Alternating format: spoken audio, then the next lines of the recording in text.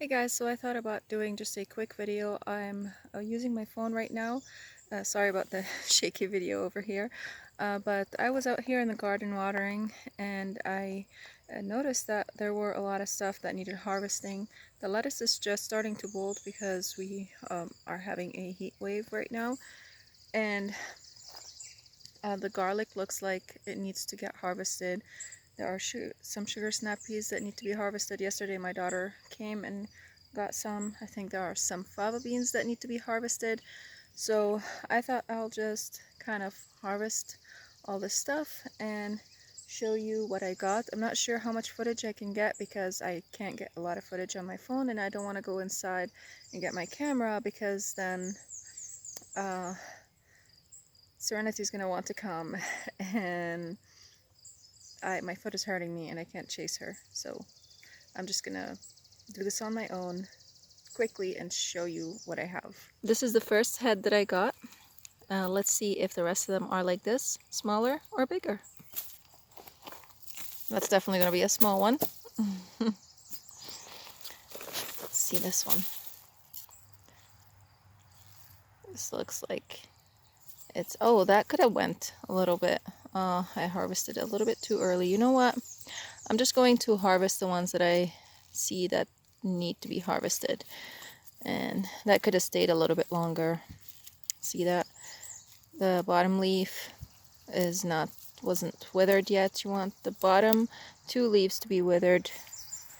Oh well. I'll do the rest and show you. Just harvested a few over here. It looks like they all need to stay a little bit longer. I doubt they're going to get much bigger. Last year I got a much better harvest. This year they're all kind of puny. I'm blaming the weather for that. And look at this. This one, that's the kind of heads that I got last year, and sometimes even bigger than that. So I got maybe like, I'd say like 3 good ones and a few medium ones, and the rest are just super small. And it's okay. That's wonderful. Now these need to cure. So to cure garlic, you want to set it on a flat surface for about 1 to 2 weeks until they start to dry out, and you want the leaves to kind of start to wither and the stem to dry out and to be pliable. And then you can cut the stems off, or you can braid them, or whatever you want, whichever way you prefer to do, and you can put them in storage. And you want to put them, I believe, if I'm not wrong, at around between 45 and 50. I think in the winter our basement is like around 55 or 60, and that's where I store them. And you want to store them in a basket so that they have airflow. It's pretty simple. If you have a cooler place, I think that would be better. And if you store them in there and the temperatures are always the same and it's not all fluctuating, it's not going to trigger them to sprout. So that would be good. So the rest I'm just gonna leave maybe for a couple more weeks or 3 weeks, and then I'm going to harvest them. Also, let me quickly show you how you can tell if fava beans are ready for harvest. So you see this pot over here? You can kind of see the form of the beans, and when you press on it you can kind of feel them. It's a little bit hard. It doesn't give. It's not like puffy. Now you can harvest them a little bit earlier, but the flavor is going to be a little bit like immature. It's kind of has a weird feeling in your mouth a little bit if it's slightly immature. So it's a little bit firm when you press on it, and you don't feel the puffiness that the fava bean has on the inside as much. Let me open it for you and show you. So you can see right here how big the fava beans are, and this is the puffy stuff that I'm talking about. This membrane right here would be a lot thicker when the fava beans are still in their immature stage. There's another one right here. Just couldn't open it. And these are absolutely delicious. Look at them. You can, of course, you can have them mature a little bit more than this, but that's the stage where I like to have them at, and I find that they taste best this way. If you have them mature more than this, what you can do is you can bake them in the oven and put some lemon juice, some cumin, some olive oil with some salt and pepper. So this right here is more of an immature pod, and you can see how it feels very soft and puffy. And to harvest it, I'm just going to harvest it to show you guys. So what you do is you just kind of pull down a little bit, and you can twist and pull, or you can use scissors if you don't want to risk breaking the fava bean. And let me open it for you guys and show you the difference. You can see they're tiny, and you see the color. It's a lot darker than, oops. So you see the difference between the mature and the immature one. The mature one is going to be lighter in color, and the immature is going to be darker in color. Not that you can't eat it, you definitely can eat it, and like I said, you can also cook with it, with the whole pod, but that's my favorite right here. So what I do is I just go around and kind of feel to see if they're ready for harvest or not.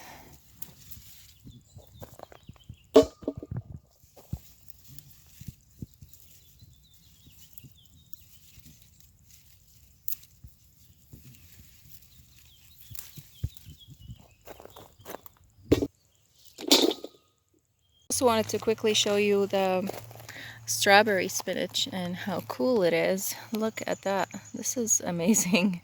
I gotta harvest some for the salad that we're gonna be having tonight. I wasn't planning on cooking, honestly, because I'm having a hard time standing. I thought since I'm outside, I might as well grab some stuff and just bring inside, and we'll make dinner that way. Hopefully I can sit down somehow and do it that way. That'd be good. This one is covered with aphids, but I got some that weren't that covered. I'll just wash them. So what I do is I just soak the vegetables that I bring from the garden with some cold water and salt. The ones that would tend to have aphids on them, like this one for example, or the lettuce or spinach or anything like that. I soak them for 10 to 15 minutes in that cold water, and that usually kills most bugs. And then I just take them and rinse them really well, and if I still see some more bugs on them, I might give them another soak, and that does it. That helps, and they're pretty much bug free. I think these two are volunteer Napa cabbage from last year, so I'm leaving them. I'm waiting for this one to head up a little bit, and then I'll harvest it. This one is setting seeds, so I'm just gonna leave it and I'll harvest the seeds. I kind of wanted to get a quick peek to see how my Red Cabbage Express is doing.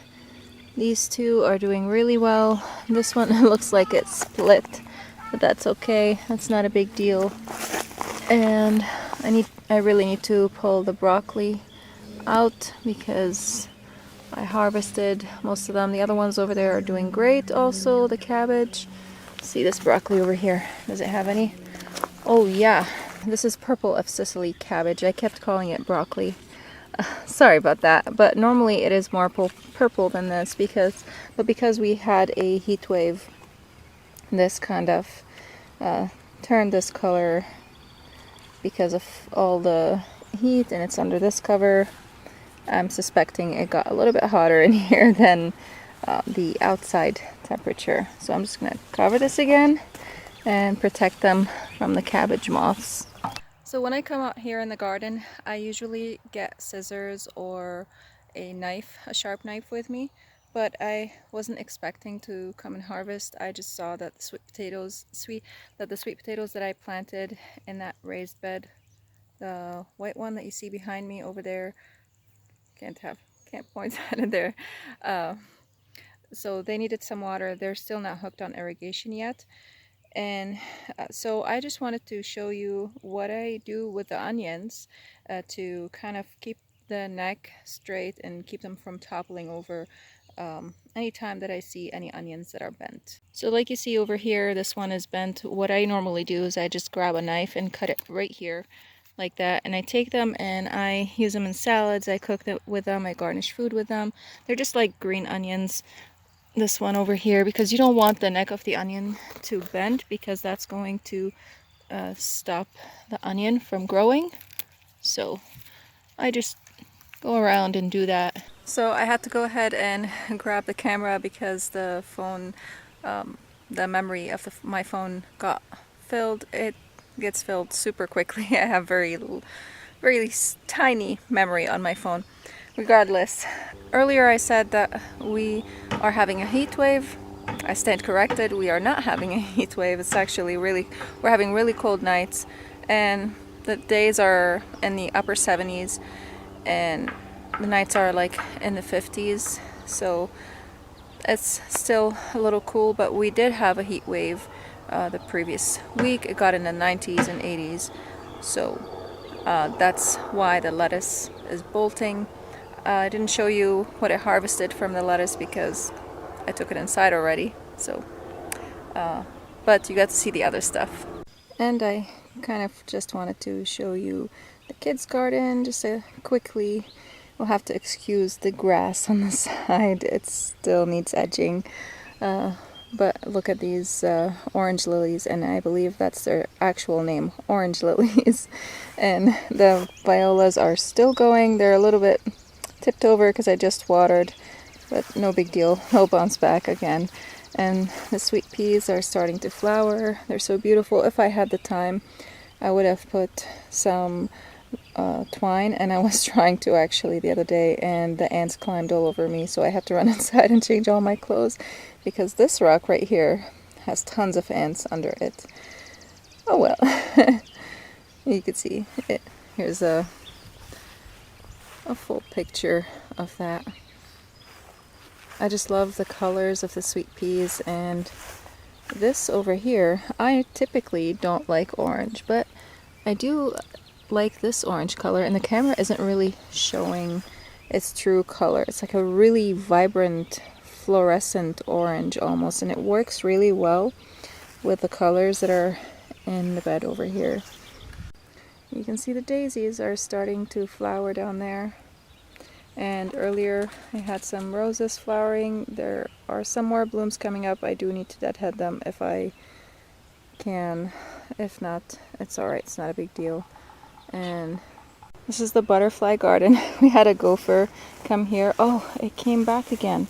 It's another one. Oh, so it made a hole over here. I put the rocks over here, and we caught one, but it looks like there's another one. I believe there was a male and a female, and it made another hole right here. So we're gonna have to address that. I lost one of the cosmos over here, and they're not growing that tall. The deer came and ate everything.